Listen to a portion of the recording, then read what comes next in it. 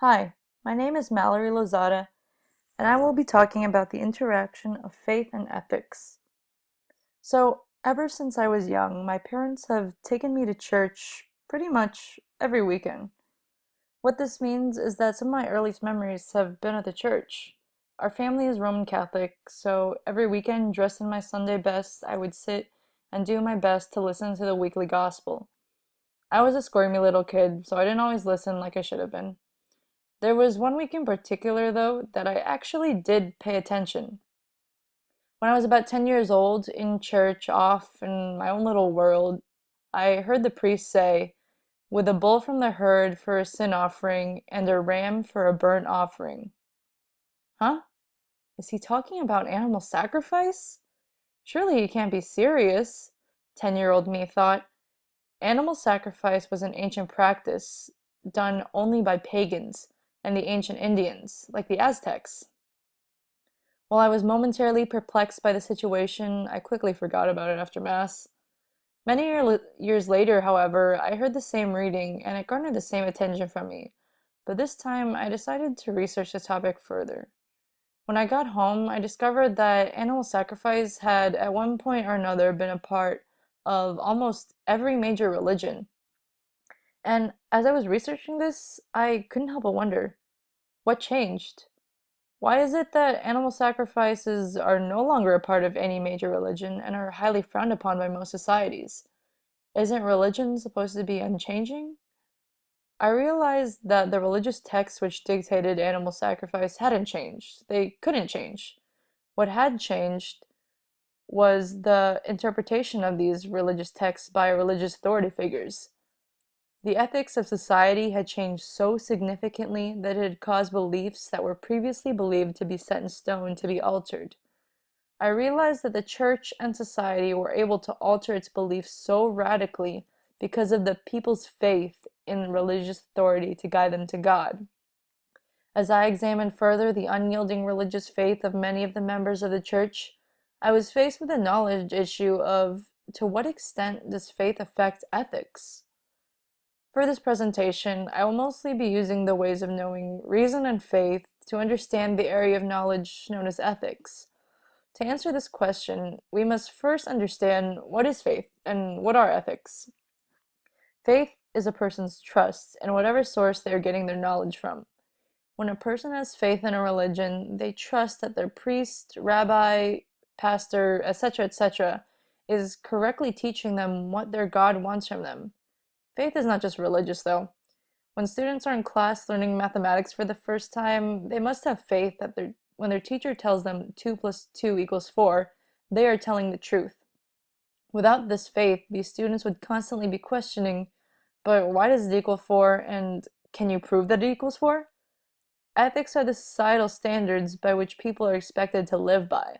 Knowledge in ethics is what prevents people from doing things like committing crimes to trivial things like cutting in line.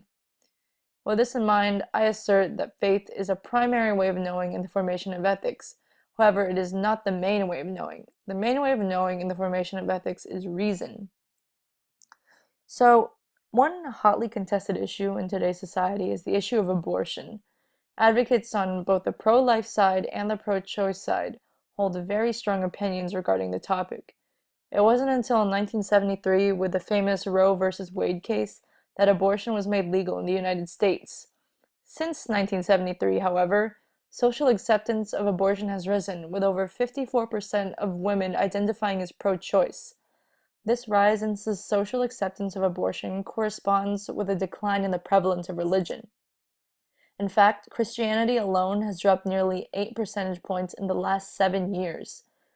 What I gathered from this is that as people stopped using faith as their main way of knowing in the acquisition of knowledge on the subject of abortion, they began using reason to come to the conclusion that unborn babies were not to be considered alive.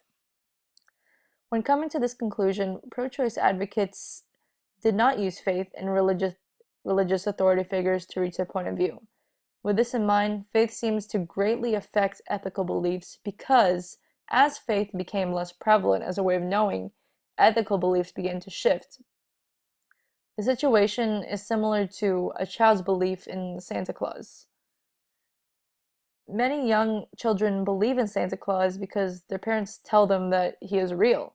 In this scenario, the parents are the religious authority figures and the children are the followers of the religion. The children have faith that their parents are telling them the truth. However, as a child grows older, hits their rebellious teenage phase, this faith in their parents begins to diminish as children realize people, including their parents, are capable of lying. Through this, reason becomes a primary way of knowing for the child as they lose their capability to exercise faith in their parents.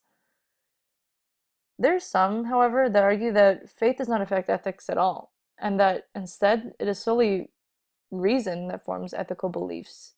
It is the ethical beliefs of a society formed through reason that then create the that then create the beliefs of religious authority figures and consequently the beliefs of the followers of a religion. From this point of view, the argument can be made that ethics were formed before religion, and that religion is merely a tool for instating ethics. It was Karl Marx who once said, "Religion is the opiate of the masses." This raises the knowledge question of which came first, organized religion or systems of ethics. The power of religion is undeniable. The theory of evolution was recently accepted by the Catholic Church. The theory of evolution was arrived at through reason, and initially the Catholic Church didn't accept it. However, as the theory of evolution became more widely accepted in society, the Church then accepted the theory of evolution as ethical. In this way, reason is one of the main factors in the formation of ethics. Through reason, the theory of evolution was deemed ethical. Religious authority figures were then influenced by these ethical beliefs and then decided to spread these newfound beliefs through their religion. The followers of the Roman Catholic Church then used their faith in religious authority figures to accept the theory of evolution. Even with this in mind, faith still plays a significant role in ethics. Faith is used to further used to spread ethical beliefs. Faith is not used to create ethics, but is used to institute system of ethics. If this model is correct, then the issue of the ethicality of abortion could be easily decided if religious authority figures were influenced enough by societal values into believing that abortion is ethical. In the issue of animal sacrifice, that means that animal sacrifice was eliminated because people began to reason that their sacrificing of animals was having no positive effect on their lives. They then realized that there was no use continuing the practice. This ethical belief then spread to religious authority figures, and the ritual was eradicated. Focusing back on my initial knowledge issue, it is clear that faith does play a significant role in ethics, however, not to the same extent that reason plays a role in the formation of ethics. Reason is essential to the formation of ethics, but faith plays a significant role in the spread of ethical beliefs.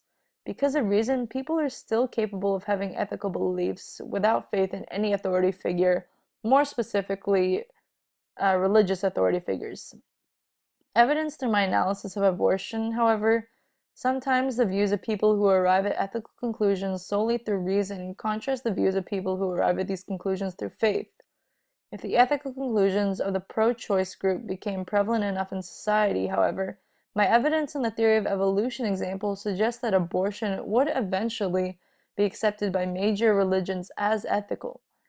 My conclusion is flawed, though, and that does not take into account that the ethical beliefs can be spread even without religion. There is no way to really observe this because all major societies have had at least some religious influence.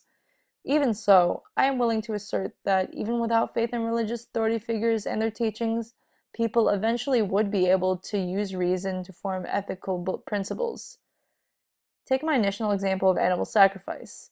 Even if religious authority figures never said, "Hey, stop killing animals," I assume that everyone would eventually reason that killing the animals had no effect on any aspect of their life and left them with one less animal to feed their family.